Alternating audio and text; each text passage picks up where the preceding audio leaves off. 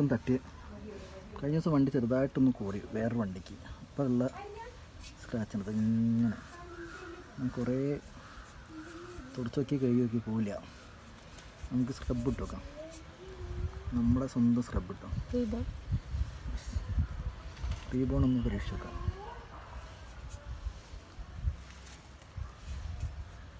ഒന്ന് കട്ട് ചെയ്തു, ഒരു 2 മിനിറ്റ് എടുക്കാം.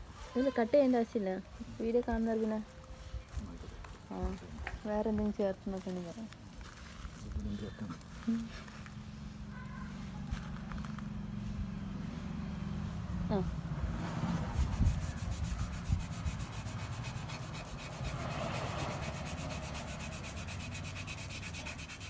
അടുപ്പ് തട്ടുമ്പോളെ പോയിട്ടാ